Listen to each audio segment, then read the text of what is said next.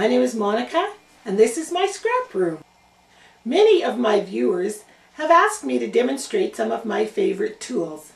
I thought the best way to demonstrate the different tools was to start off with just a basic plain card and to create a finished project using all the different tools.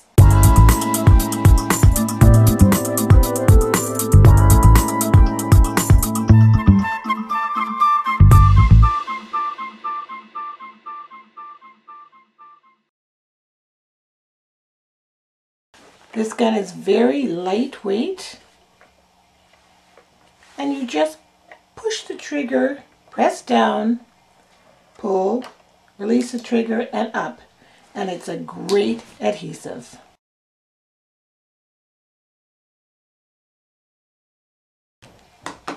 The Crocodile is 4 tools in one. It has a 3/16 hole punch and a 1/8 inch hole punch, and it also is an eyelet setter and a snap setter. So I'm going to demonstrate for you how this works.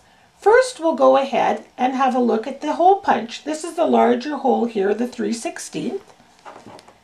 Usually when you're trying to make holes evenly down the page, you kind of have to guess, but with this, you just put the paper in, mark it all the way down, and your holes are in the right space all the time. The beauty of the Crocodile is it can punch through just about any surface. I have a CD here I'm going to use for demonstration. There's the bigger 3/16 hole. Just give it a squeeze, and look at that. Super easy.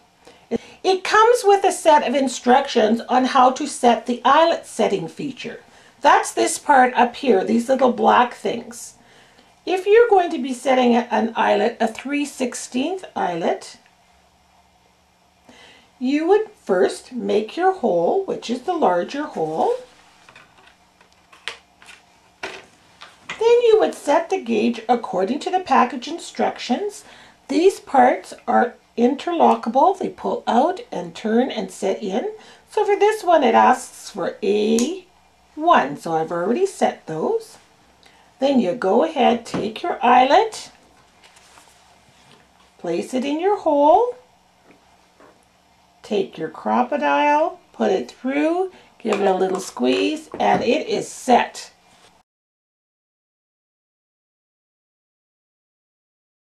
They're very, very, very easy to use.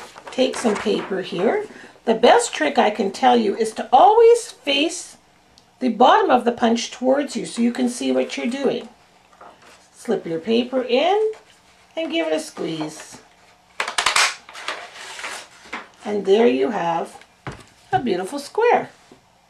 But I want to show you the tab punch. Pop your paper in, give it a squeeze, and there you have a tab. You fold it in half, and you can glue this alongside the edge of a scrapbook page or a card. My other favorite punch is my corner rounder. What you do is you simply pop the square end, give it a punch, and it rounds the edge beautifully. You can see that there. It's great for photographs and kind of gives it kind of a softer look. We're going to go ahead and use our circle punch and punch out some circles out of this printed paper. 3.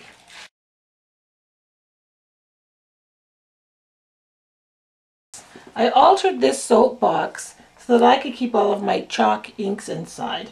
I'm going to use my color box chalks. A nice chocolate brown. I've demonstrated this in other episodes, but you just watch how it makes this circle pop off the page. There's one. We're going to turn around and use the other side. This is double-sided paper, and you can see how it just makes it stand out. Excellent element to card or scrapbook making. There's 2, and we'll go ahead and do the 3rd one.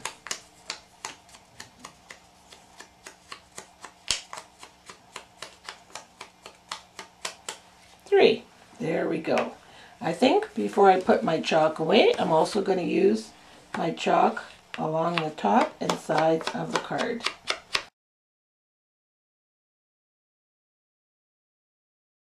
Something else that I would not be without is my distress kit.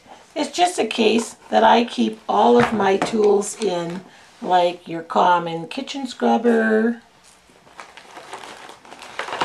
sandpaper, steel wool, an old toothbrush, a pick. It's actually a stylus that broke off, and just anything else that you can distress things with. This edge distresser is great. Let me show you how that works. You just simply take a piece of paper and drag it through there, and it gives it that kind of shabby chic look. And the edge is distressed. So, for this one, I just want to show you, you know how you buy those kits and I bought this chipboard kit, and I believe I bought it at Michael's, and it had a lot of pieces of chipboard that I didn't really like the colors on. But I found if I could distress it, it just looks fantastic and I can use it for whatever I want.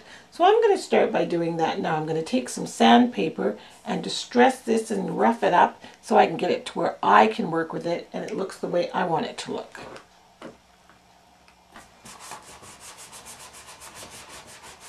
You can see how nicely that original image is just sanding right off, but yet I still have a little bit of the blue in the background.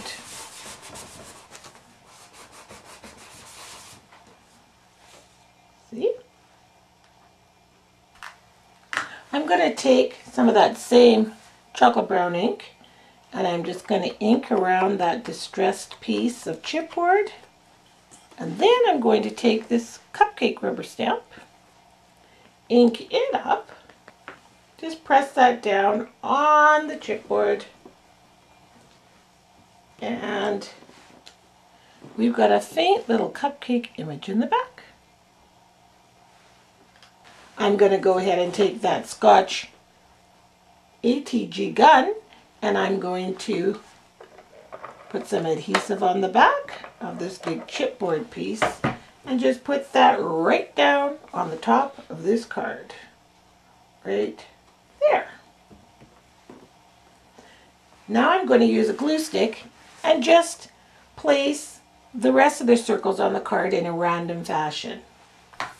Okay, you can see I've got them all placed on, and I know you're thinking, why is that a wonky circle over there like that?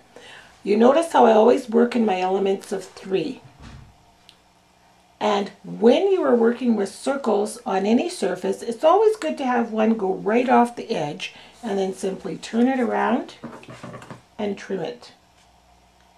It just gives a way better flow to the look you're trying to achieve.